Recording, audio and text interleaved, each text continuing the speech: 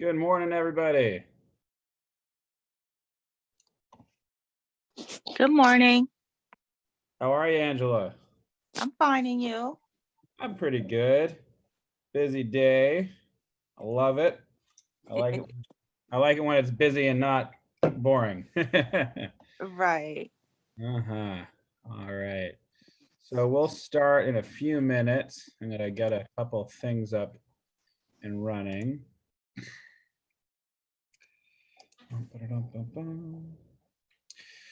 So good news, today's class is going to end a little bit earlier than usual. I have to go to a final walkthrough at 1 o'clock.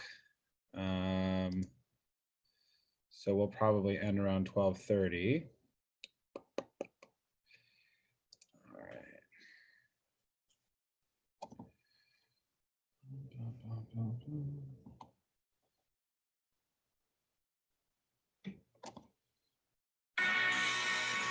Oops.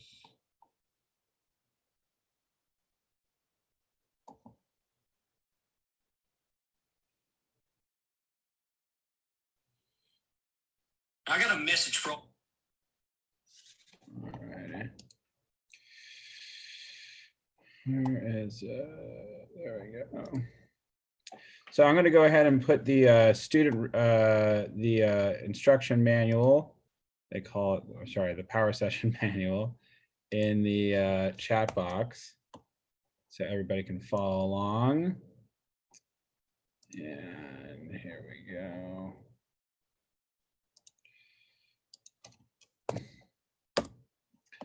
All righty. Let's get started right now. So as always, we're going to start with our reporting, see how many numbers we hit. I was hoping that we are going to push those numbers up a little bit. That's weird. Oh, there we go. So I need to go call the office real quick because they have disabled the screen sharing and haven't made me host yet. So give me a second. I'm gonna go ahead and call the office real quick.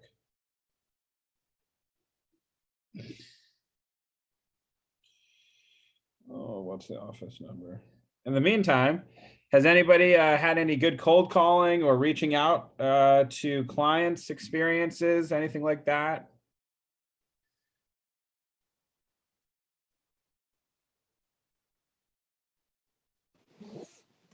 Killing it, y'all.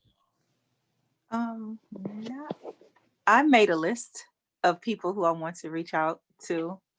Nice. Do you have any or do you know where I can get any information on how to market to attorneys?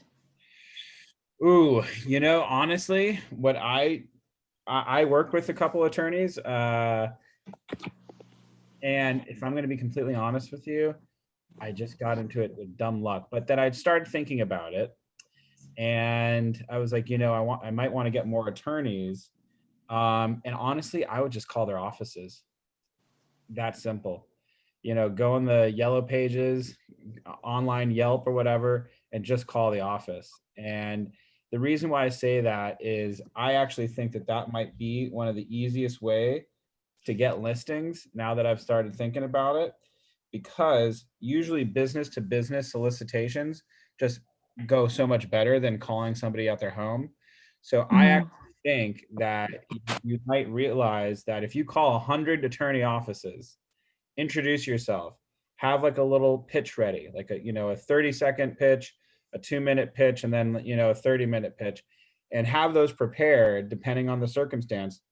You might be surprised at how many attorneys really don't have a go-to realtor, and you could even say, listen, I wanted to offer my services to you, introduce myself, et cetera, et cetera, et cetera. And then think of a reason why you would be better for them. So for example, if it's a bankruptcy attorney, maybe you want to think of a way of why you would, be the best realtor for that, specific situation. If it's a divorce attorney, think of why you would be a good realtor for that specific situation. Maybe do a little bit of research on bankruptcy, like chapter 13, chapter, whatever. and verse yourself on the intricacies of what that is. Now, that's the attorney's job to do that, but they might be more inclined to send their clients to you if you can convey that you understand what the client's going through and the specific needs. For example, if it needs court confirmation, understand what that means. And go ahead, which I'm sure you might as well know what that is. And really pitch yourself that way to the attorneys when you have a chance to talk with them. Actually, I wanted to talk about some interesting lead generation tactics. Let me call the office real quick because they need to make me the admin on this call. Okay, go ahead. Give me a quick second, yeah. And then we can rock and roll. Okay.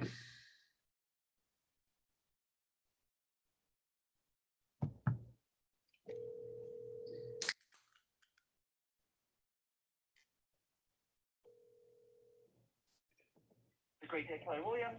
Hey, Alfredo, can you make me the host on the meeting? Oh yeah, one second. Sorry about that. Thanks, bud. No worries. Okay, so my girlfriend and I last night were having a very heated argument and debate, and we were talking about, this is going to sound really weird, and like, what does this have to do with real estate? But we were having a debate on whether leopard sharks or any type of shark would enter a specific bay in Long Beach, and it's it's Alamitos Bay around Naples Island. Now that sounds like really, really strange. But what I ended up doing is I ended up emailing 3 professors at Long Beach State or whatever, the college out there, who are in the marine biology department. And I wrote this really funny email about how we're in a bet and whatever. And I just made it sound very serious, but obviously kind of funny. And all of them wrote back to me, laughing, hysterically, trying to help me prove my point and my wager. And with that, we started having a little bit of conversation back and forth. And I asked about, what do they specialize as a professor and whatever. And then I even said, well, hey, listen, if you know anybody who wants to buy or sell, I'm a real estate agent and I'd love to be able to help, a college professor. I think it's great. And then sure enough, one of them wrote back. It was just like, yeah, actually, I am looking to buy. So my point is you can think of so many different ways to lead generate, and it doesn't have to be, a cookie cutter kind of like, hi, do you know anybody who wants to buy? It could be fun. Make it fun. Lead generation should be exciting. But to your point, Angela, I think that if you just reach out to attorney offices, Yelp, Google, whatever, just give them a phone call and say, hi, you have a preferred real estate agent. I'd love to be that person, set up a meeting. Yeah, Wherever you are. I mean, Okay, cool. this, right? I don't Yeah. know. Do I have to do anything with you? Just sit down with me. And Okay. literally- One I don't second. know what that means, Hey, but, hey, like, Josh, when's your birthday? Take notes on where I need to get the answer if I don't have it, basically. All righty. I think Alfredo has made me the admin. Yeah, looks like it. Awesome. Thank you, Alfredo. Okay, so let's get started, everyone. All righty. So I'm just going to go down the list real quick. Saren Yavuz. Hi.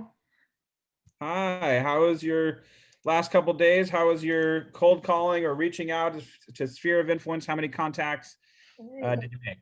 So far, after these 3, none. I reached them out again for the details, like what they want exactly. But besides that, I don't have any other. No worries. So 3 and 3. We'll just keep you there. Perfect. Again, try to make lead generation a fun thing. It doesn't have to be the same 3 people. It could always be a little bit interesting. For example, like I just said, I reached out to a professor for a bet that I was having with my girlfriend about sharks in a bay. And for somehow, some way, I turned the conversation into real estate. So my point is you can make anything a real estate conversation if you're approaching it the right way. So don't just think it has to be, cold calling. Yeah, that's good. And it'll get you the numbers that you want to reach. But at the same time, like when you're just having fun and, out and about going around, whatever, talk about real estate, that counts too. So good job, Saren. Absolutely. Okay, Grace, how are you? I'm good. How are you? I got the name right this time. Yeah.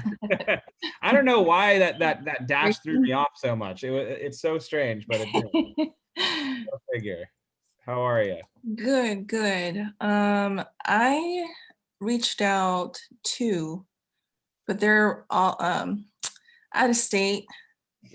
So they're just saying if they have, anyone that's gonna move out here in California, they're gonna reach out to me and I guess I could do like referrals, but Oh, and that's I mean she one of them, she knows 2 people are moving to California, so hopefully I get I get something. that's awesome. Yeah. Cool. So how many in total did you call, and how many did you actually have a two-way conversation with? I did 3 people. 3 then and 3 two-way- combos? Yeah, and then the 2-way conversation I did 3 people, I think. Nice. Yeah. Very good. Awesome, Grace. Keep it up. Good job. All righty. Angela, how about yourself, my dear?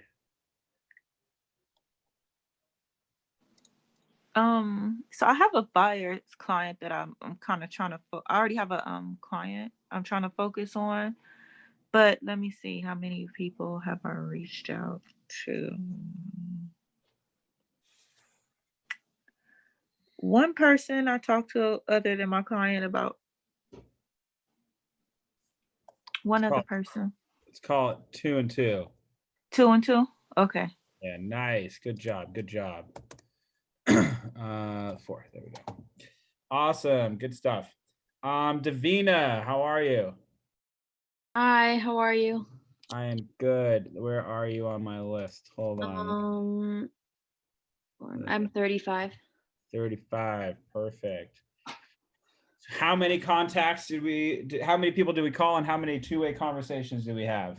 I called 11 people and I had a 2-way conversation with 8 of them.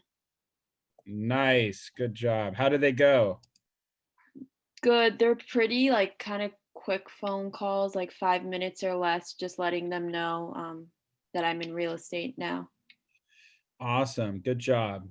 That's the name of the game. Ari, how are you? I'm doing good. How are you? I'm quite well, thank you very much. And how many proactive outreaches did we do, and how many two-way conversations did we have? I did contact 5, but only 2 reached out. Pretty good. Hopefully they're trying to move around in between the 6 months period. Love it. So hopefully something comes through. Awesome. I think that is awesome. Okay, real quick, I want to share an email that I sent out to a professor, Dr. Alan Bent. And I just want to show you how easy and fun lead generation can be. I'll just show you the message that I first sent out to them. I'm sharing my screen right now. So this is going to be a silly email, but there's a point to it. Okay, Dr. Allen, thank you for taking the time to read this email. This question is likely beneath your level, but perhaps you too like proving your girlfriend wrong in wagers.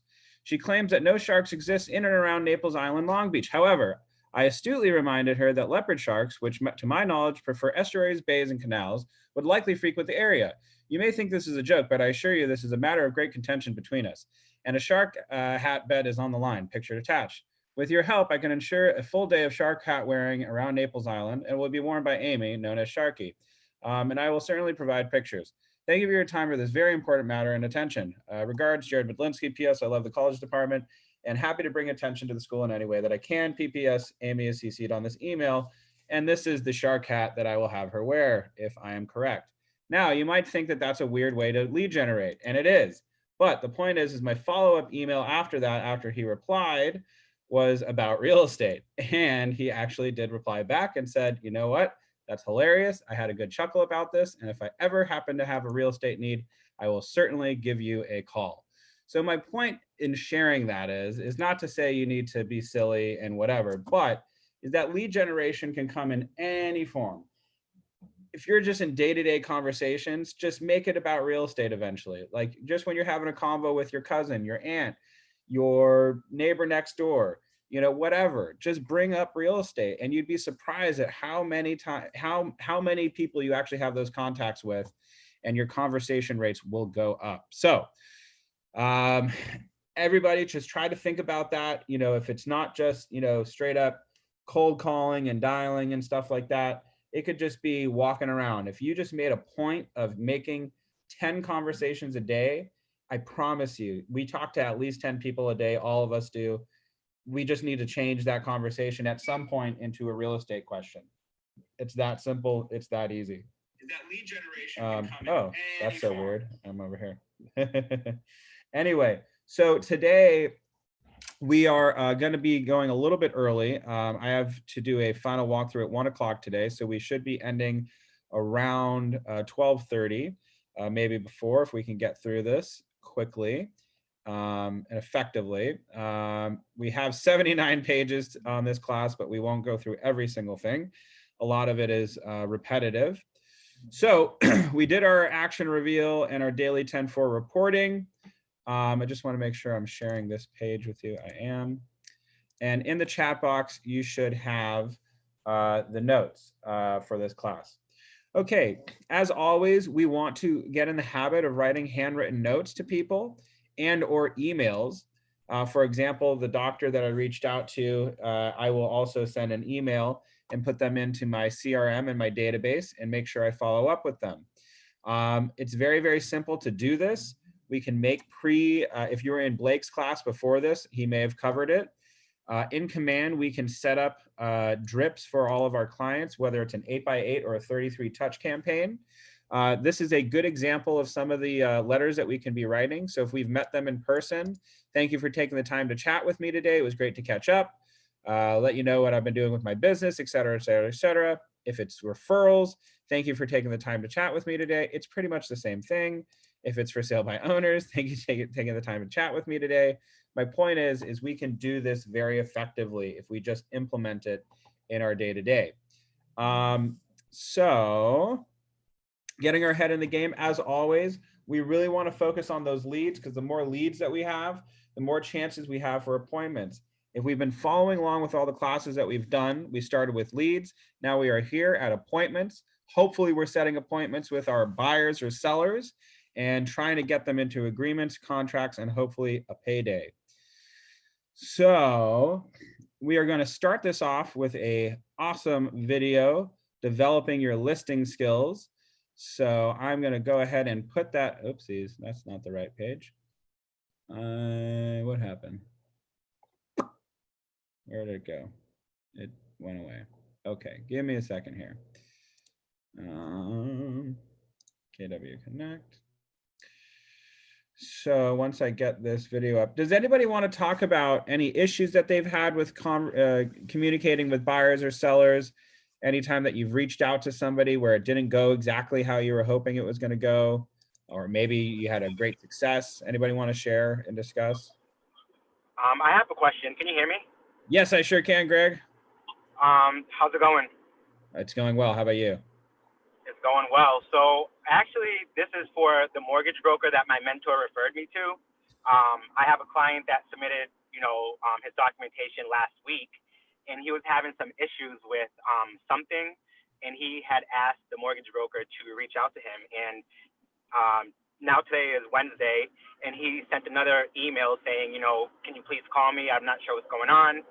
And I don't want to be too pushy with this mortgage broker, but I just feel like she's not really, I get it. She has a lot going on, but she's not prioritizing the one client that I have. And I don't want to, keep him hanging in the background. I want to kind of be on top of it. Is there a way for me to kind of reach out to the mortgage broker and say something without insulting her, or, I don't want to cause anything. I just want to make sure that she has my client on her radar. And so I'm sorry, can you, a couple questions, and you may have said this, but I was trying to get this video up and I may have missed it. Are you in contract with this person? You're in escrow? No, we're just trying to get him qualified. Oh, wow. Yeah. Interesting. I will say, who's the lender that you're speaking with? her name is Noni. Noni. I'm going to give you a number. Her name is May Shaloub. Please tell her that I sent you, and I promise you she's going to jump on it real quick if you tell her that I sent you. And Well, they've already been in contact. Like, they've built rapport through email. So, I mean, what do I do as far as that goes? Do I like say something to the mortgage broker or to my client? Like, how do I go about that? so has the client expressed to you that they feel the lender isn't getting back to them? No. Then I don't just worry. feel like the email that he sent today, he might be a little frustrated, but he didn't express it to myself. So if the client isn't upset, I wouldn't try to rock the boat too much. So give me a timeline of when this started, if you could. Let's start from the beginning. So I reached out to the mortgage broker before Christmas, and she told me that she had a lot going on, that she would send an introductory email to my client just to introduce herself. And then after the holidays that we would get the ball rolling. So I was like, okay, I just sent her the information, a little bit of background about my client, and she never even sent the introductory email before the holidays. And so after New Year's, I had to reach out to her again and to remind her that I had 2 clients waiting. And I, again, wanted to make sure that, they were on her radar. And then at that point, she finally sent an email to introduce herself. Gotcha. Yeah, that could be very frustrating. A little bit. So I personally have no problem switching up the lender at any given moment. This is just me personally. I like to be very punctual, and I like the ball to be rolling as soon as possible. So I would have no problem reaching out to your client and just saying, hey, quick question. Has the lender, has the lender reached out and asked for any information? Have they run your credit yet? Just kind of do like a check-in thing. And they're obviously going to say no. And just like, great. Well, let me ask you also, what's the price range you think they're looking for? Honestly, I don't think it's that high. I think it's probably 600 to 700. Well, that's still good enough for them to be on it. And regardless, even if it's a $250,000 thing, they should be on it. So, and are these buyers actionable? Like they're actively looking at properties, and you're sending them properties? So the thing is, this client, he has a friend that is a realtor, and they had talked, and he had reached out to another mortgage broker, and then he became aware that I was licensed, and so he kind of just was like, yeah, I would definitely like to, revisit this. I just want to make sure that, my mortgage is going to kind of stay in a certain range, because I can't afford more than, this amount. And so he's, serious, as long as the numbers work for him. Right. Okay. So in the chat, I just sent over a lender's name. Okay.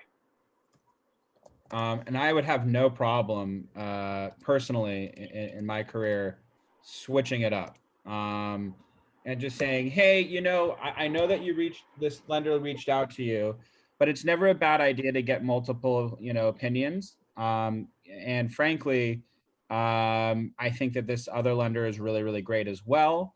Right now, where we currently are, we're just trying to do an investigation to see if we can get pre-approved at a certain amount where the payments work for you.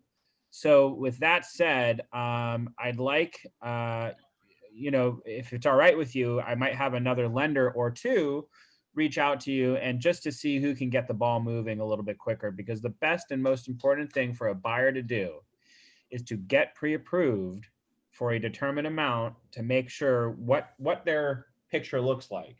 And, for example, I just double-ended a deal recently where I was representing the seller, and we knew a friend of his who was interested in buying the property. I got him pre-approved in a few days with May. She does this with any of my buyers, frankly. And it happened within a couple days.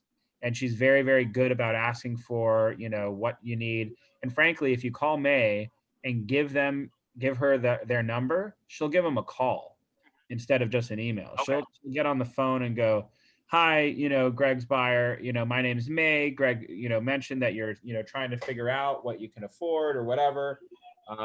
And I want to help get that ball rolling for you.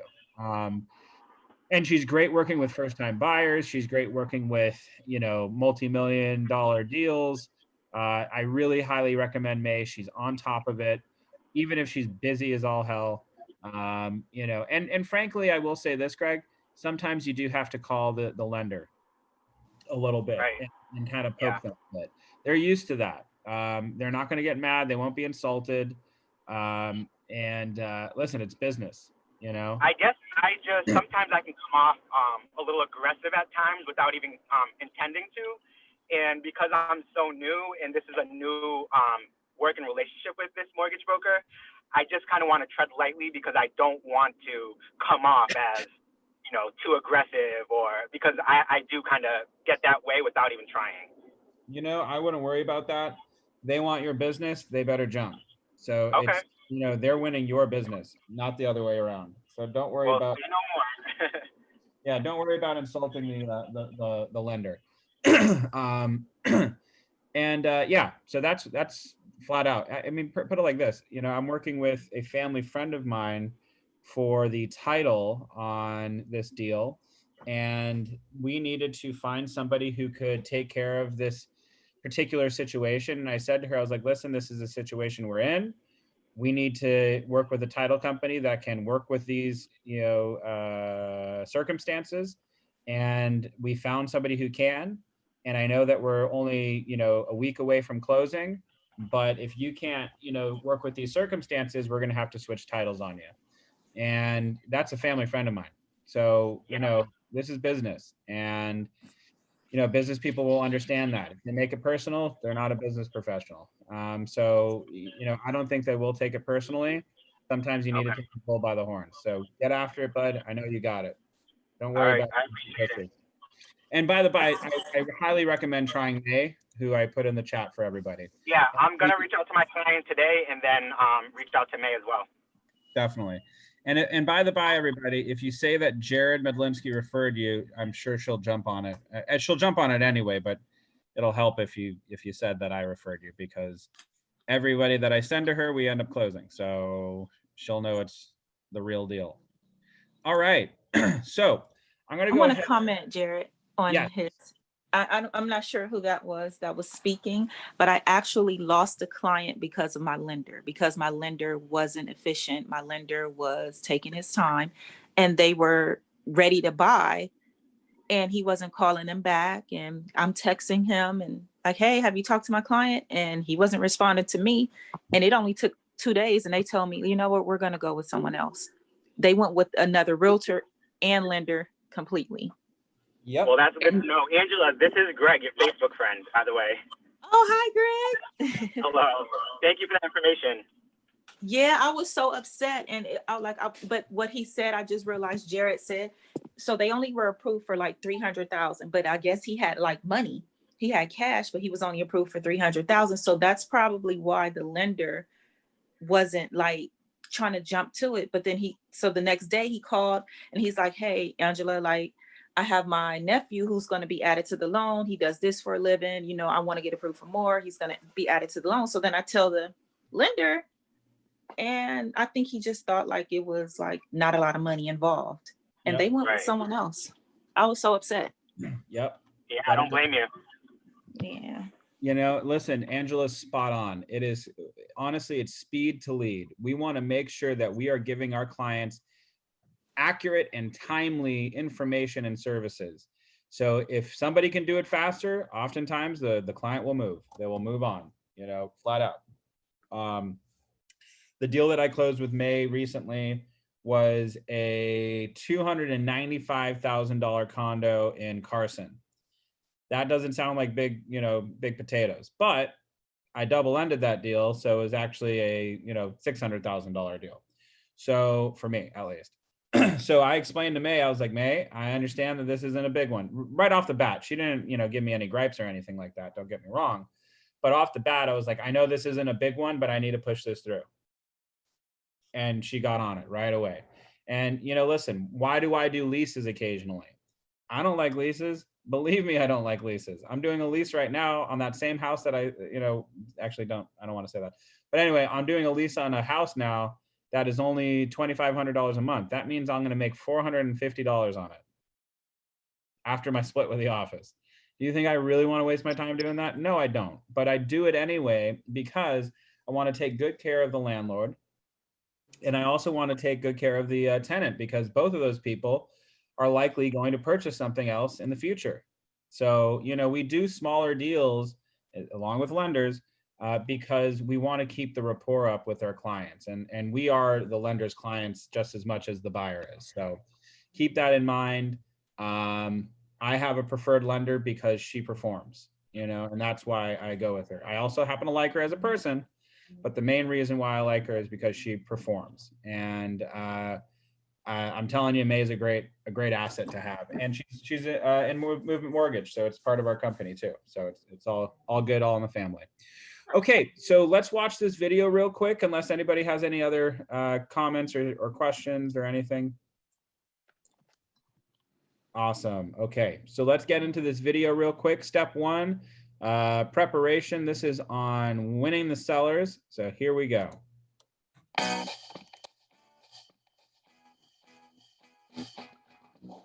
Hi, I'm Josh Bass from Vancouver, Canada. I'm with Keller Williams for 8 years. I've been selling real estate for 18 years.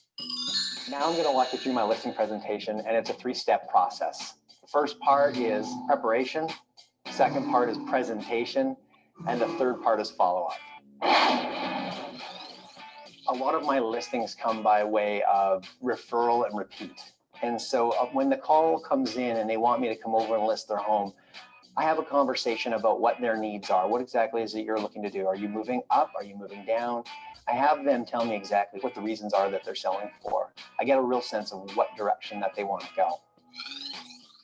One of the things that we've done to make my appointment setting a little easier is we've time blocked it. We follow what Gary says. He says time block everything that you do. And we've time blocked our slots in advance for listing appointments. Every day, Monday to Friday, we have a slot available at 4 o'clock and a second slot available at 5:30. So I've got a potential of 10 listing appointments Monday to Friday. That makes my life a lot easier because I'm able to time block my lead generation first thing in the morning and not have my day so loose and scattered, so I'm trying to scramble on where to put a listing appointment. What we do now in our team is we've decided to go paperless with our evaluations, our CMAs. So instead of printing off paper, what we'll do is we'll take it on the computer and convert it to PDF, mark it up with a highlighter from there on the computer, and then create an email from that. Email that package off to our client prior to going out to their home to list it. What I do when I go on a listing presentation is I meet the sellers at the door and I have them take me on a tour of the property. During that time, I'm actually asking them to tell me again, to recap again, what their motivation is for selling. So I'm getting them more comfortable about them moving out of their house is what I'm doing. That usually takes about 5 minutes. And when we're done there, we transition right over to the kitchen table. We'll talk about the market, the evaluation itself, and that in itself is about 15 minutes. Once we've agreed upon a price that we're going to list at, we'll sign a listing contract. They sign the initial 3-page contract. They sign the property disclosure statement, and they sign the working with a realtor brochure. Outside of those 3 documents, that's it. I send in my measuring company to come in and measure the home. I send in my stager who's going to contact them to come in and stage the home. And once she's done, then I send in the photographer and take the photos of the home. We always do a follow-up with them as well, just to say, how did that go? What was that experience like for you? Keeps them feeling like they're in control and very much a part of the process. And it lets them know that we're paying attention to every detail on their listing prior to it even being on the market. One of the expectations that I set with the sellers is that I phone them twice a week on purpose. So I set their expectation for me to phone them on Monday mornings with what's called the Monday morning update, where I review everything that's happened for their home over the past weekend with them. The second call that I set them up for to expect is on Fridays, and that's a Friday morning market update. And what I've set them up for is that I'm going to talk to them about any new listings that have hit the market, any expireds that have come off the market, and any solds that have actually just happened since that past week. They also know that on Friday, we're going to be talking about the numbers. Does the current list price that we're at right now still make sense in relation to the latest listings or the most current solds? They know in advance that that conversation could lead to a price reduction. And a lot of times they bring that on themselves. They say, hey, look, you know what? It looks like we might be a bit high, Josh. Should we bring it down? So it's a natural transition to a price reduction. One of the reasons I choose not to do a pre-listing package is when I'm sitting in front of them, I really want their full focus and attention. I want their attention on me, and I want to be able to ask them questions where they're giving me their full attention and not flipping through a pre-listing package. Most of their questions are going to come straight from their gut, and that's really what I'm looking for. I'm Josh Bath, and I just shared my listing presentation with you, and I wish you all the best with yours. All right. So what are some things that stood out in that video that we just watched? Anyone? No wrong answers.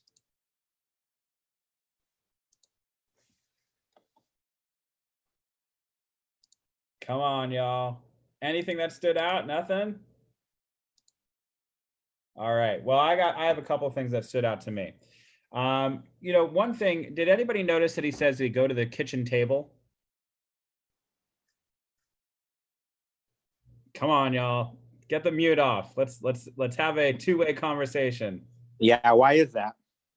So the kitchen table, instead of the living room, whenever you have, you know, I don't know, conversations with your family members, where are we usually sitting? We're usually at the kitchen table. We're in the kitchen. We're chit-chatting. We're interacting with people.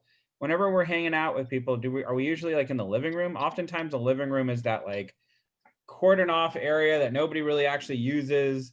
Everything looks nice. Everything looks like a museum. You know, it's very, you know, kind of stuffy. So we want to be in an area where they feel comfortable, frankly. And it has been shown that people feel the most comfortable in their kitchen. And so that's one of the reasons why they go over there. You know, whenever we're in the, you know, the living room, you know, I think of like having, you know, hors d'oeuvres before a dinner party, or we're, you know, kind of hanging out, having a formal conversation. And we wanted to feel a little bit more relaxed. You know, the kitchen is a place, it's a diffused area, it's neutral. People, you know, there's food around, you know, whatever. It's just a more neutral area. So that's one of the reasons. The other thing that I noticed, did you notice that everything he did, it seemed that he had a system behind it? Big time.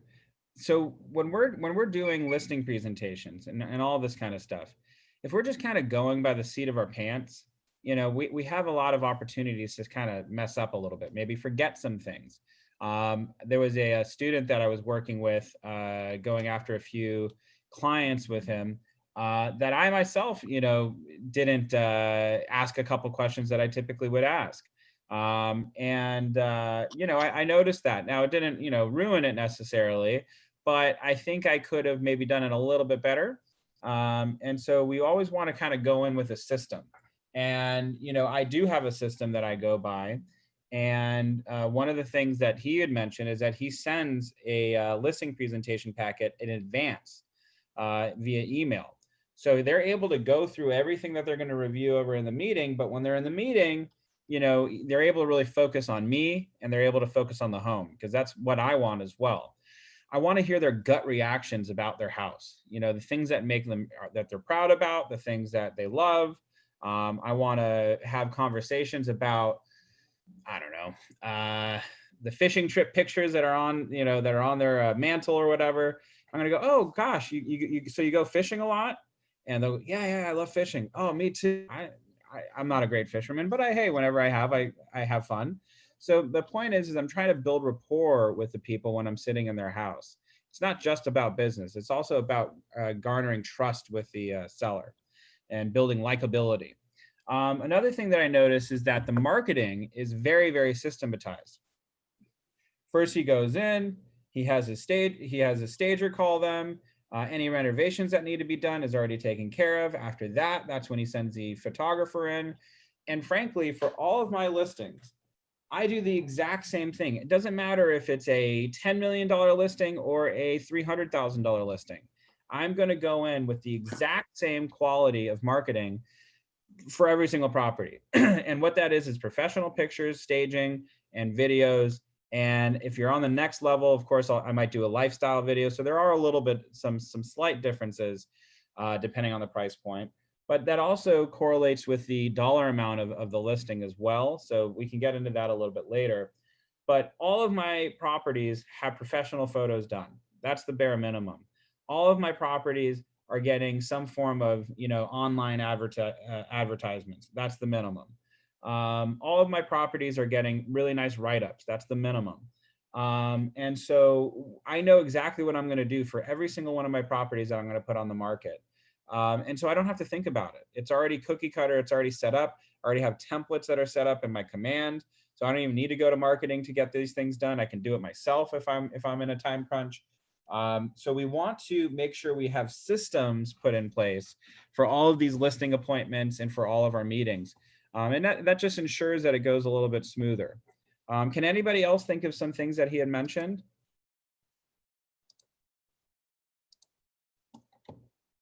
All right, we're just rocking and rolling. Okay, make it happen working with sellers. If I could go ahead and have Ari read Make It Happen working with sellers. Okay, it's time for your hard work in lead generations. Wait, could you hear me? Yeah. It's time for your hard work in lead generation to pay off. Time to win the listing agreement. You have two tools, an informative pre-listing packet and a high-impact listing presentation. Together, they help you achieve the following.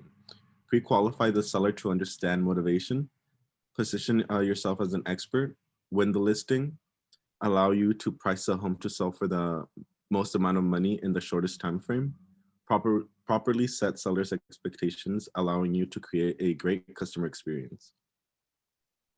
Perfect. I love it. So yeah, pre-qualifying the seller. When calling to set a listing appointment with the seller, you will want to confirm important details, including their motivation to sell. Pre-qualifying the seller will help you prepare the listing appointment and gives you the insight into the mindset of the seller. It also helps you avoid wasting time on those who aren't truly serious about selling their property. We can definitely get into that pitfall occasionally in this business. The pre-qualifying process is a conversation with the goal to get to know the seller better. Use the scripts and questions on the next page as a guide for the conversation. Awesome. Okay, so this is a great script that we have over here. Win the seller. And this is just something that we can go ahead and do on the phone before we meet with the seller. If I could have David Maharo, could you read this for the class? Just where it says, do you have about 5 minutes? All the way down. Okay. Do you have about 5 minutes so I can ask you every important question before I come out to meet you? First, how did you hear about me? Second, where are you moving? Third, what's the motivation? What's motivating you to move there? 4, how soon do you have to be there?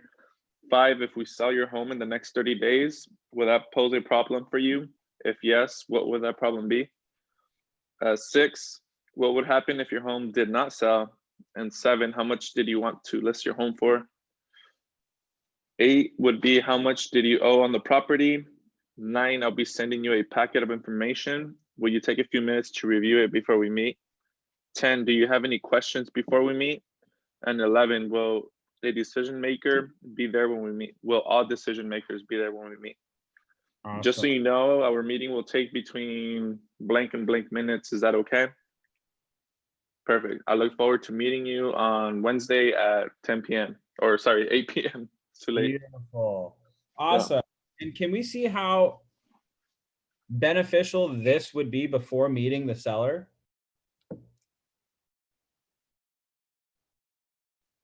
Obviously, it's yes. They're like important questions that you need to ask, before you even go out and meet with them, I guess. 100%. So just for fun, I'm going to have somebody role play this with me. Crystal Allen, are you on the call?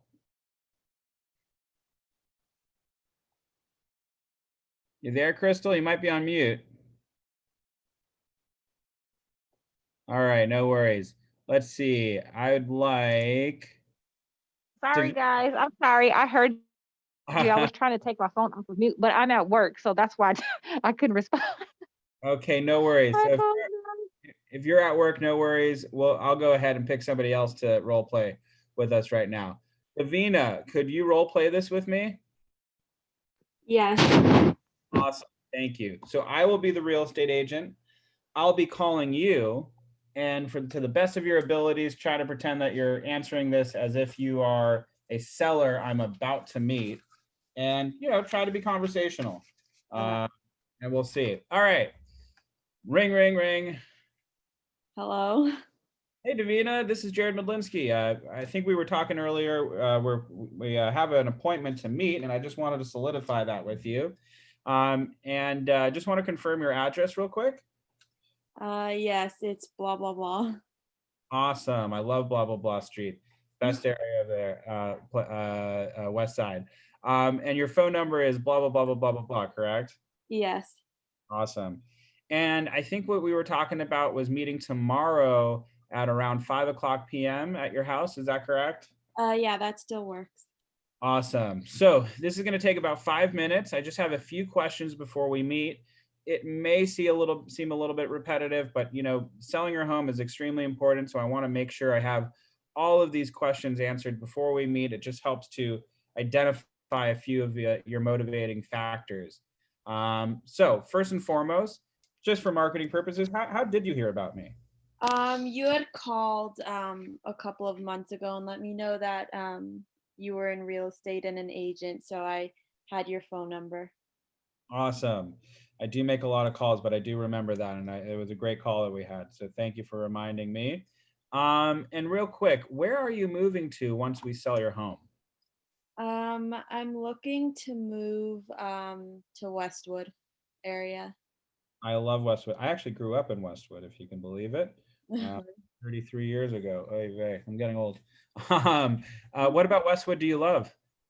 I really like how it's close to many areas. It's also close to the 405, which is good for my job. Awesome job. Yes. And you know what? There's whenever they're open, there's some great bars and restaurants there as well. And it's all walkability. I love to be able to walk. So good. So Davina, how soon do you have to be in Westwood? I want to move in the next 3 to 4 months. Next 3 to 4 months. Yeah. Awesome. Okay, so question, and this is a big one. If we were able to sell your home in the next 30 days, would that pose a problem for you? And if yes, what would that problem be? In the next 30 days, I guess I actually would be able to move. Maybe a little bit over a month would be better, just so because I have a lot of stuff to move. So maybe a little bit over 30 days, like a month and a half, I'd be prepared. Okay, perfect. So just so you know, Davina, the homes in your area that are selling, they typically take about 2 weeks to get into escrow. And then after we're in escrow, it's going to take about 30 days to close, unless we get a cash offer, of course. Okay. So I would say right about now would be a great time to start getting stuff in order and at least taking inventory. And plus, this is a good opportunity for us to declutter so the home looks perfect for when we do put it on the market. So keep that in mind because we might be able to get you out of your home sooner than you think. Okay, that's great. Awesome. So what would happen if your home didn't sell, however? If my home didn't sell, I guess I would be fine. I'm just looking to move into a bigger place because I've outgrown the one I'm in. But if it didn't sell, I guess I would just have to stay here a little longer. No problem. But we're going to try to avoid that at all costs, I promise. So how much, just out of curiosity, do you want to list your home for? After looking at comps in the area, I think like 1.2 would be a fair price. Okay, and just out of curiosity, were you looking on Zillow or did another real estate agent give you that, help you with that number? I've just been looking on Zillow and Redfin. Perfect. And that's good to know. Sometimes they're pretty accurate, but sometimes they're a little bit off. But we'll determine that when we meet. How much do you owe on the property? Do you own it outright, or do you still have some payments due on it? I think I have. I actually own the property in full. There are no payments left. Awesome. Very cool. Awesome. Awesome. How long ago did you move there? Or did you get it, handed down to you? I actually moved here about 4 years ago. Awesome. Very cool. Okay, so I'll be sending you a packet of information. It'll take a few minutes to review. Can you review it before we meet? Yeah, definitely. Okay, great. It's just going to have a lot of the marketing information and stuff like that. And that way, if you have any questions, you'll be able to ask me when we meet in person. And also, do you have any questions before we meet that I could, make sure I focus on and go over when we finally meet together in person? I don't think so. Just, I guess, to make sure that there are pictures taken of the property that are nice and things to really market it so I could move out as soon as possible. Perfect. And, Davina, since you mentioned that, a lot of people think that, we can just take pictures with our phone, but I assure you that's not what we do. One thing that we should know is that pictures are actually, it's illegal to use Photoshop on them. But what I've done is I actually found this company, they do the most amazing photography. And what they do is when they take a picture, they do it in multiple focus points and they stitch it into one picture. So you see the clearest image of all aspects of the entire property, and it's gorgeous. So don't worry, it's going to have the most amazing pictures that we could possibly put on it. And it's really going to look gorgeous. But that'll also be in the information packet that I sent you. Okay, great. Awesome. So will all the decisions makers be there when we meet? Yes, it's going to be me and my father. Awesome. And just so you know, our meeting's going to take anywhere between, 30 minutes to 60 minutes. Is that going to be just fine? Yeah, that works. Great. And well, listen, I look forward to meeting you on tomorrow at 5 o'clock. And if you have any other additional questions after I send you the information packet, please feel to reply to the email and let me know what's on your mind. And we'll go over everything when we meet in person. Okay, great. I'll be in touch. Awesome. Now, what I did when we were doing that is I made a couple notes as she was talking. Obviously, I would fill all of these out. But a couple of things that stood out to me is that she wants to move to Westwood. In the next 3 to 4 months is when she needs to be there. 30 days, however, is going to be okay for her to sell. So that way I know that she's very, very serious and she actually does want to get the heck out of Dodge, which is awesome. This isn't just an exercise, so to speak. And then in addition to that, I know that she was looking on Zillow. That means I might have a little bit of an uphill battle if Zillow gave her a price that is just out of this world. Sometimes Zillow does that, if I must be honest. And other times Zillow works in our favor where they undervalue the property. So that's something for me to take into consideration before I meet with them. So I know to kind of do my homework before I meet and really pay close attention to what Zillow is saying versus what the actual comps are saying. And can anybody tell me, why does Zillow sometimes differ from what we come up with as comps as realtors? Because they don't actually do the research. It's more like it's automated, right? And then sometimes the information is not even up to date. Bingo. For example, that's spot on, David, by the way, absolutely 100% correct. So there are, for example, some situations in Zillow where we will have one house on one side of the street has gorgeous views of the city, but then the other side of the house on the other side of the street has zero views, and it's just looking at, another person's backyard fence, and in the front of the house, it's looking across the street to other houses. Do you think there would be a huge price discrepancy between those two homes?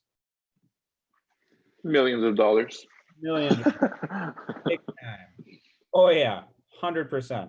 So those, for example, especially in Los Angeles, are things for us to keep into consideration, because that will definitely come up with in Zillow evaluations.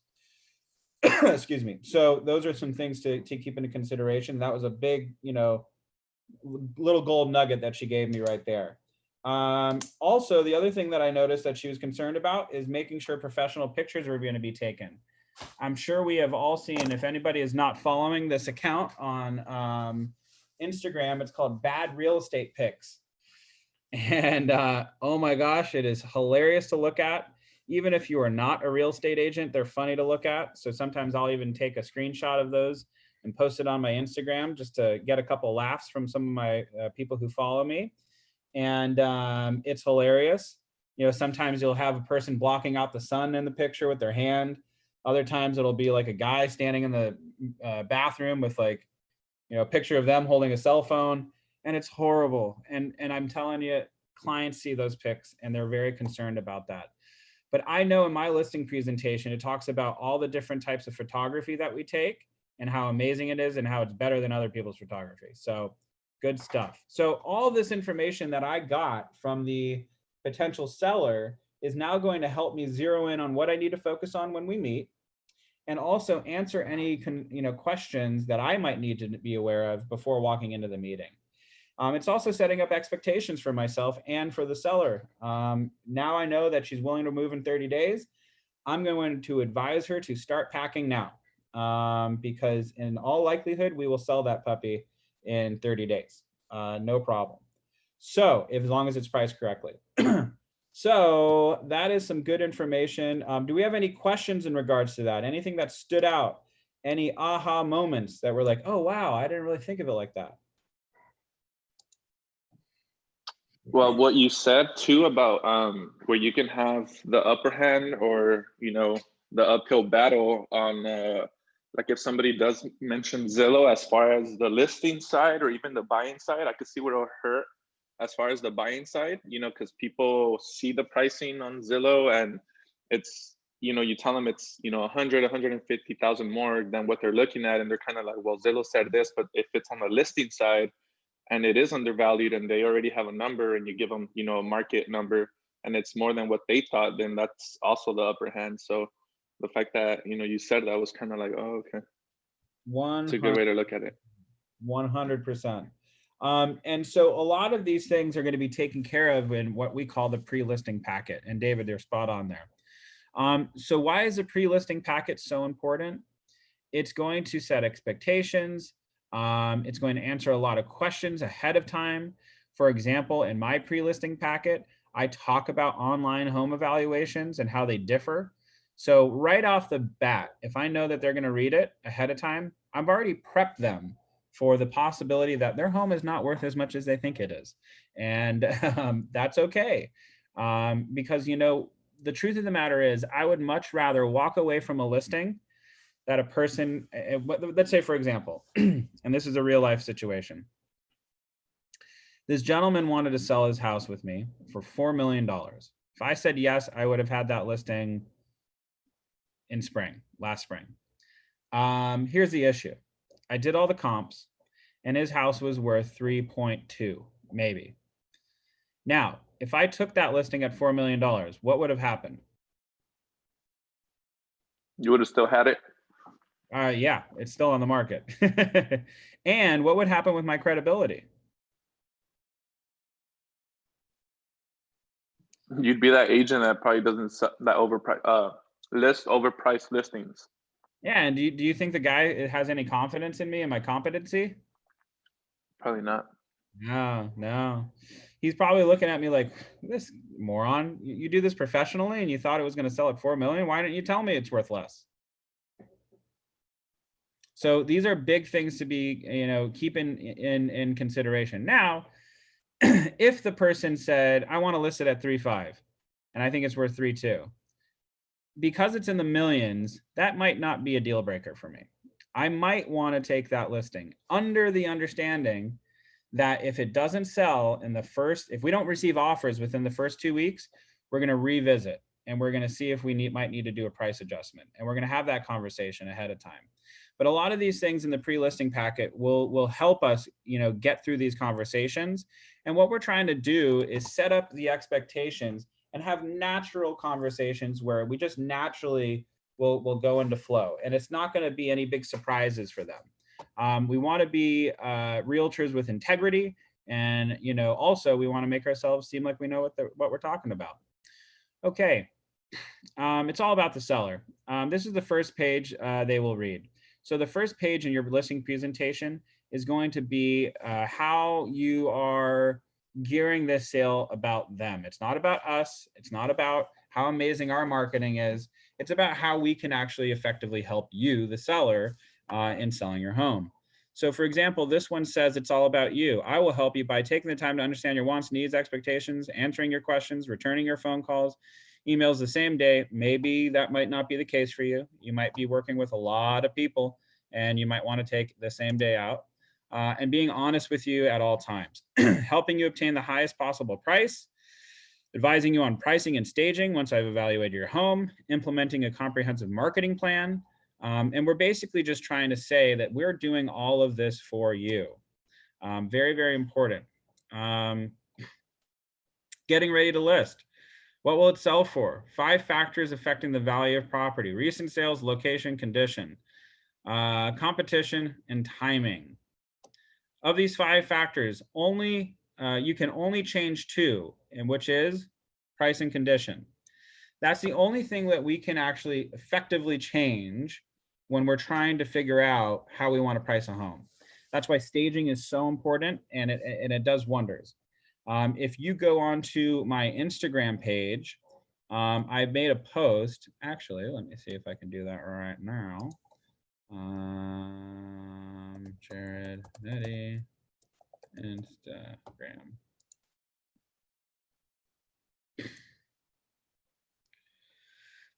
Give me 1 second, please. All righty. Okay, so forget pictures of my girlfriend and I. We're going down, we're going down, we're going down. Wait, did I see it? There we go. Okay. So this is a picture of a home that I professionally staged and took photos of. This listing was Sharon Caffey and mine's. We sold this about a year ago, I believe. And this one was professionally staged by Meredith Bear. Now, let me show you what this place looked like before we took this picture. In the exact same location that this picture is in, it looked like this. Is that a huge difference?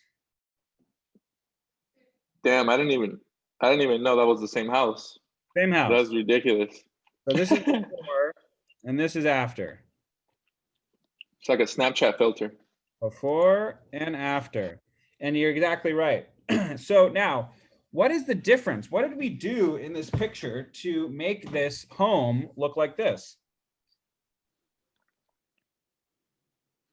Any guess is the right guess. You guys like brightened it up so it like looks bigger, like the ceiling looks taller than on the other picture. Now, do you think I did that with Photoshop or did we do something else? Probably editing and then like a professional wide angle camera maybe, or the lens on the camera would have something to do with that. Well, yeah. Editing, right? Nope, none of it was really the editing, surprisingly enough. So what we did, the paint in this picture was actually an off-white. We went to a stark, bright white and painted it like that. The staging that we chose for this made it so it opened up the room. We purposely did it this way. The picture that was taken, by the way, there was no Photoshop used in this at all whatsoever. Photoshop is illegal for us realtors. Can you show the difference one more time, just so I can show my girlfriend real quick? Absolutely. That was the picture before. And this is after. So this is before, and this is after. All right, thank you, Jared. Appreciate it. Absolutely. So one thing that you did say is a wide angle lens. That's correct. That was used in this. That open space right there. Yep, and you can see the doorway over here to the open space with a little peekaboo of the French doors. So how did we achieve this? This was done with a wide angle lens.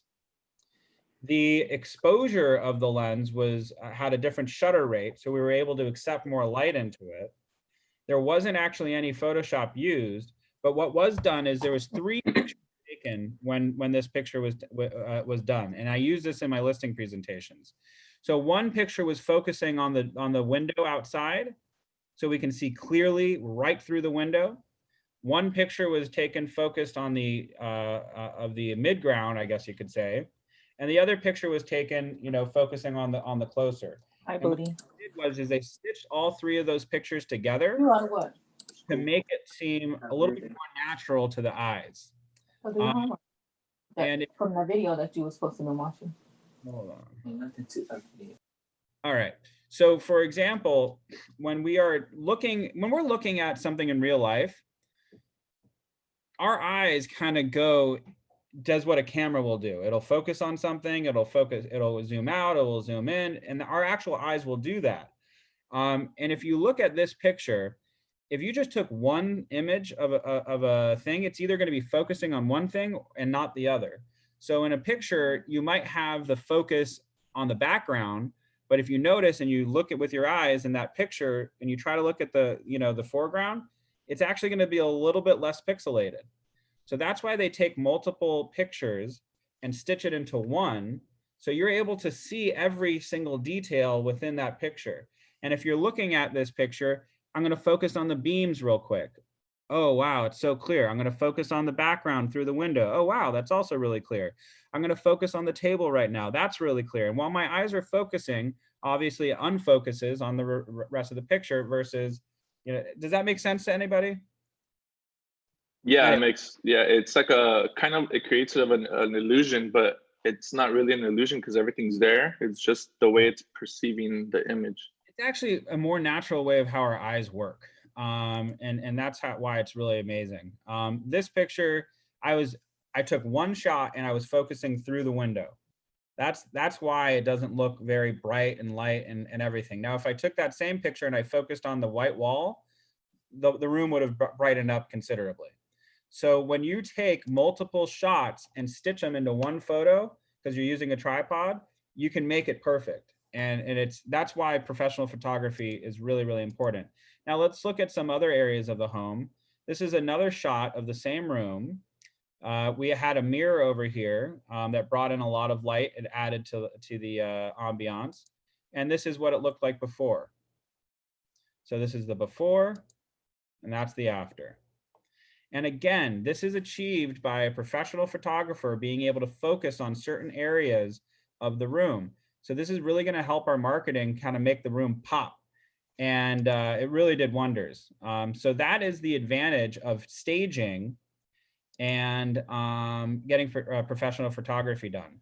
And you'll notice— Jared, I have a question. Are you able to elaborate on how staging works and just for using this as an example, what is the price point of that kind of staging? And I know you said you added paint, but how would that whole process work? Like if I ever come across a listing that I know has potential and something like this. So what we do have now is we have something called Renew with Keller Williams, where they could finance all of this in the sale of their home. So they have no money out of pocket. And once they put it on the market and it sells, then they pay through escrow. Now, it's a little bit more expensive to do it that way, admittedly.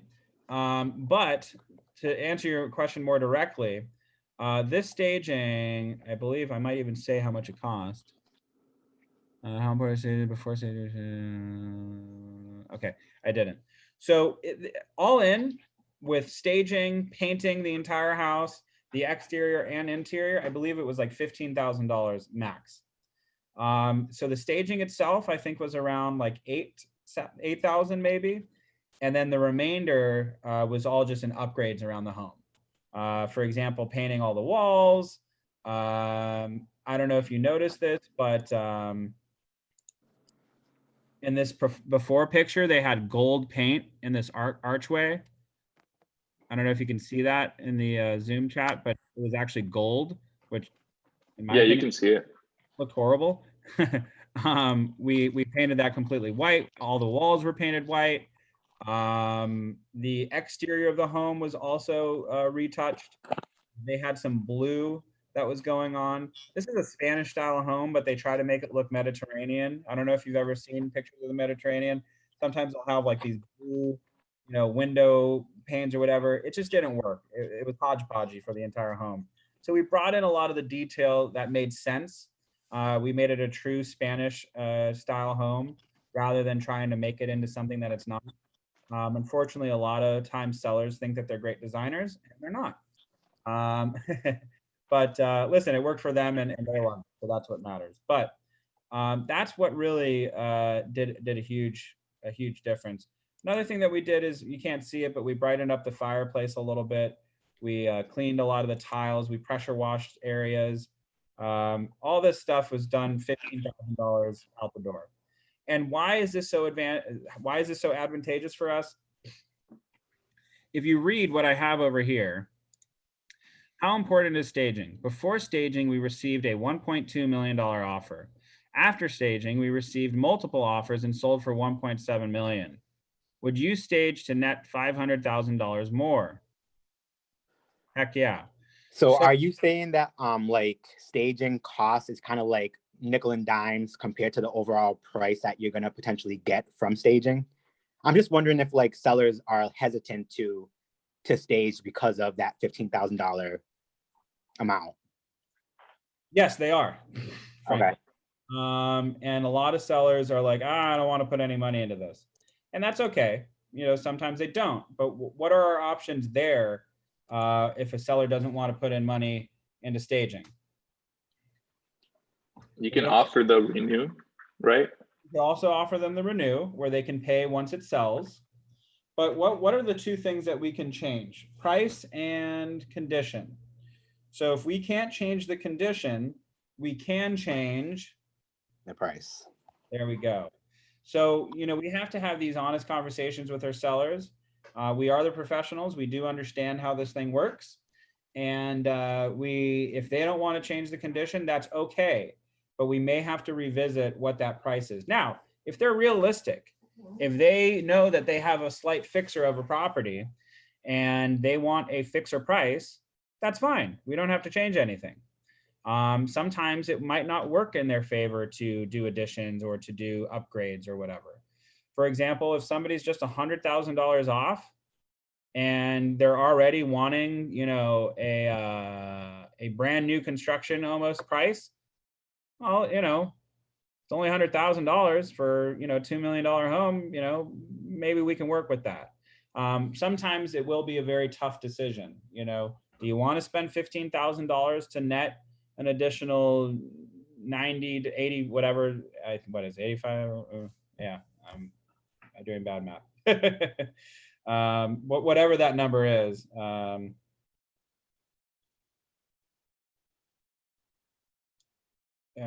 Whatever that number is.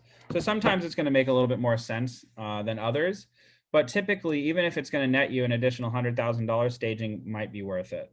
Now, sometimes it might need a little bit more than just staging. Sometimes it might need new floors, it might need new this, might need new that, and it might not be worth it. So we'll have to kind of figure out those as we go, and that's a little bit more advanced. Now, that's what our mentors are for. If you have a great mentor who is experienced and has done staging and has done this type of stuff, they can have this conversation with you and your sellers to kind of hone in on what will work for them. Ideally, you want to have a mentor who will encourage you to have the conversation with them and not just them taking the reins.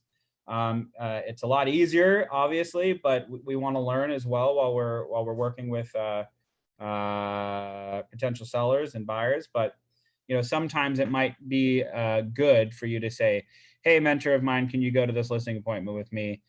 This seems like a little bit of a doozy, and I could use some expert help in this, and that's okay as well too. And that's what our mentors are for. Everybody in here should have a mentor. I could be a mentor if you wanted, but I think Kristen typically will set people up with the best mentor for the person. So check with Kristen if you haven't already yet. Okay. Can we change to you? You're more than welcome to ask that, but give your mentor a shot. But thank you. I'd be happy to be anybody's mentor. Okay, so getting ready to sell, price. Price is so important. And this pictograph really honestly says it all. And I love this one. And this is one of my favorite ones whenever I'm in a listing appointment. So get ready to sell. Price. A well-priced home creates interest, attracts buyers, generates showings, and produce offers all very quickly. This is true. An underpriced home will attract buyers and may sell quickly, yet may detract buyers who wonder what's wrong with it, as well as be overlooked by buyers looking at slightly higher priced homes. Okay, an overpriced home will be evidenced by lack of interest, few showings, no offers, a longer time on market, and possibly price cuts, which look bad from the buyer's perspective. So right over here, it shows us a pyramid. If we are priced perfectly at market value, we will get 60% of the buyers looking in that property range. So if we have, sorry, I got a phone call. If we have, let's say, a group of buyers who are interested in an area, we'll get 60% of that pool looking at this home. Now, if we're priced 10% below market value, we'll get 75% of the buyers looking in that area. If we're priced 15% below market value, we'll get 90%. So in my opinion, whenever I'm talking with a potential seller, I don't want to underprice the home completely. So 15% might be a little bit too much depending on the price range. Obviously, the higher the price, the bigger that cut is going to be if we're talking percentages. So if it's a really, really high, if it's like a $4 or $5 million home, I might only want to go 5 to 10% under market value. And that way, I know I'm not completely underpricing it, but I'm getting a lot of interest. Enough interest that I know I could probably sell it fairly quickly. Now, on the flip side, if I have a $100,000 house, which we all know we can't find in LA, 15% from that, not too big of a deal. So we want to kind of keep that in mind when we're pricing homes. But I typically say 10%, 5 to 10% below market value is a great place to be, even if we're staging it. So moving on down, get ready to sell condition. So of course we went over staging and why it's important. It's extremely important, but sometimes we can only do so much. Sometimes that means restaging the home with the seller's furniture. So there's no money associated with that. We're just going to move some stuff around the house. Maybe they have too much furniture in the living room and not enough furniture in the guest bedroom. There's one house that I'm trying to sell. They're just kind of not pulling the trigger because of coronavirus. And I already know what I'm going to do with that. They have a gorgeous home. They don't need to do anything with their staging. They just need to reutilize some of the furniture in other rooms to make the living room look bigger, to make the bedrooms look a little bit more complete, to utilize spaces that are in those bedrooms more effectively. And by doing that, we can make the house look so much bigger just by repurposing some of the furniture that's in their home. Stand out in front of the crowd, start at the curb of a home. Now, if the house looks gorgeous from the street, lucky you, you don't have to do much. If the house hasn't had the lawn mown in a long time, there's dead weeds all over the place, we may want to look into resodding that, going to Home Depot, getting some sod and putting it in there, waiting a week or two for the sod to take and to start growing, and go ahead and do that. You'd be surprised at how much we end up becoming home improvement experts, and it's all very important. Okay, so these are also going over questions that are very good. It's all about how you want to be communicated with your seller. This is very important to go over that ahead of time. We're also going to have in our listing presentation that you're about me. We're going to go over our expertise, the technology that we use. Through Keller Williams, we have Command, which also implements predictive analytics to see who's potentially interested in buying in these certain areas. It'll automatically do search engine optimization whenever you are putting a home on the KWLS. It will make sure that it is syndicated to all these different websites, and they will actually put it in front of buyers for you, which is great.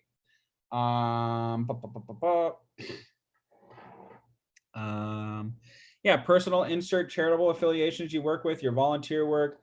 Let them know that you're a human being and not just a money hungry real estate agent, which is very important. I always akin being a real estate agent to running for mayor.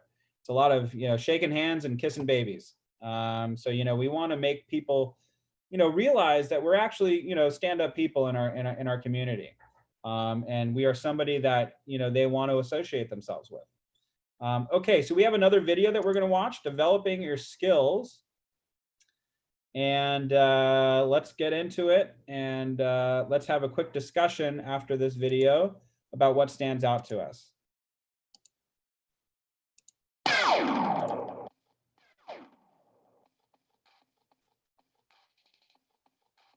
Hi, my name is Gene Rivers, and I'm here today to tell you how to develop your listing skills to a very high level. And after you've done that, you'll be able to go in and take over market share.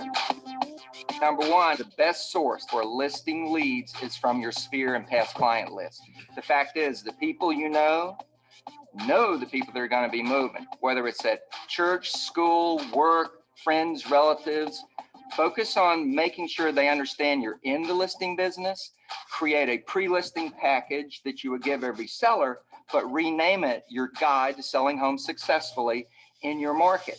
And then give that to the people in your database that have influence, that's collateral materials that they can give to their friends and refer you. Step two, focus on an area, product, or price range. When you develop mastery of a product or an area, you will much more quickly succeed in those areas.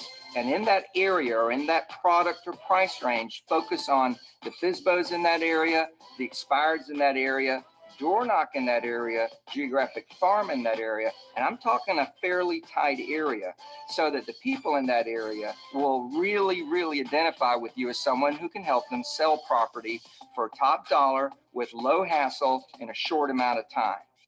Now we're at number three. Everyone today that's looking at hiring an agent, whether it's a referral, even a past client, or a stranger who's gotten your name somehow, they're going to check you out on the web. So you need to make sure that your website is competent, that you've got basic, powerful content in there, and specifically that on the landing page, the very opening page, there is a direct offering to a seller.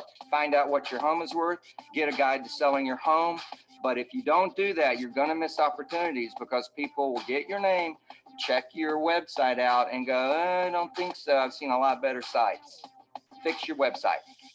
With a database that you are working on a consistent basis, and with a tight focus, you build your reputation. If you're visible, you will find you will take over more and more listings, and in a very short amount of time, 12 to 24 months, you will own that market. That's how you take market share. All right. What are some ideas that stood out to us? I feel like what he said about like people will look you up, whether it's on Google, Facebook, Instagram, whatever it may be. I actually caught myself doing that the other day when I was gonna work, do something. I was trying to get a haircut by a different barber.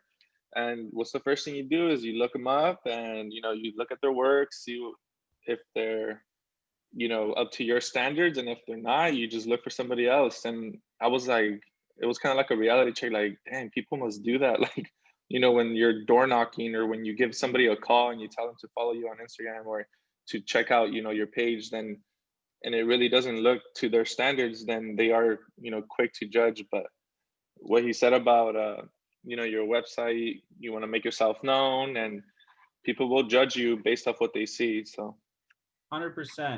Now, the good thing about Keller Williams is our websites that we have that are given to us for free are actually researched to see what keeps people on websites longer. And through their research, they actually found out that what is very important is having a home search on your website.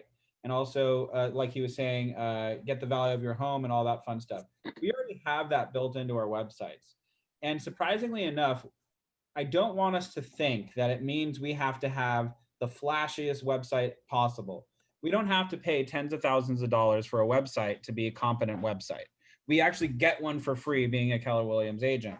And it is a very good lead generation capturing tool. So I don't want us to focus on that too much, because the one that we get for free from Keller Williams is actually pretty darn good. So obviously we can custom tailor that website as much as we want through command for free. But I don't want us to think that we need something necessarily much more than that right now, because we're just starting. We don't want to spend too much money or time on something that is not necessarily going to actively get us business, but it is important. So that's a good point though, David, absolutely. Another thing that I thought that was important on this was making sure you are an expert in a product or a geographic farm that we're interested in. And if Angela, if I remember correctly, she said that she wants to contact lawyers. And so, for example, like I said in the beginning of the class, make sure when you contact these lawyers, figure out what type of attorney, figure out what field that they specialize in, and then get yourself fairly well versed in the hurdles that may be presented in those types of transactions. So go ahead and look into, for example, bankruptcy sales. You know, what's required in a bankruptcy sale? Does it need court confirmation? Often that's the case. Does the bankruptcy need to be cleared before it could sell? It does. I know this because I'm working on a bankruptcy case right now. A divorce, does it need confirmation also in the courts? It might as well. So all these are very important things to figure out and determine, especially when you're in escrow. How is the money being distributed? Is it going into a trust for the lawyers to divvy up later, or is it going directly into direct payments to the specific clients? These are things that we want to know before we are contacting these types of people if we're going to be servicing those types of products or those types of clients. So all very important stuff. Now, I want to go on a little bit more, but unfortunately I have to be somewhere in 30 minutes, which I left down to the last second. But this class is extremely important. The remaining portion of this presentation is actually all just stuff for you to review independently. So it's actually, it says it's 70 something pages, but really it's only about 30 pages. So we're not missing anything. We went over everything. But I want everybody to go into the chat box right now and notice that I added this class into the chat. If you got on a little bit late, I'm going to put it back in there. I just put it in again right now. And if you can go in there, click that and read page 29 all the way down. This is an example listing presentation for everybody to review. So if you can go ahead and read that today, you'll be ahead of the game, and you can then from that point go on to command and look up listing presentations and make your own. We are going to talk about this on Monday again, just because this was a short class and it's a very important one. And I want all of us to make sure we do this for Monday's class, because I'm going to ask you, what did you add into your listing presentation? And what were some ahas that you had after reading a fully executed example listing presentation? With that said, is there any questions before I get going to my meeting? I have about 5 minutes. No, not at the moment, Jared. At least I don't have any questions. Cool. Anybody else? Not right now. The Awesome. only question that I have is, I still don't have a mentor. And then who did you say we had to contact to get a mentor? Kristen Toll. Kristen Toll. Yeah. Okay. All right. And I'd love to be anybody's mentor if you so wish. Okay. Thank you so much. Awesome. Thank you so much, everybody. I really got to split. I am a working agent in addition to doing this. So thank you all for joining today. I look forward to discussing what stood out to you on Monday. And hopefully maybe you'll have a little bit of your listing presentation that you could share with the class. So thank you all so much. Make it productive and get out there and kick some butt. Thank you. Good luck on your meeting. Thank Bye. you so much, y'all. Thank you. See you next week. See you next week. Cheers. Bye.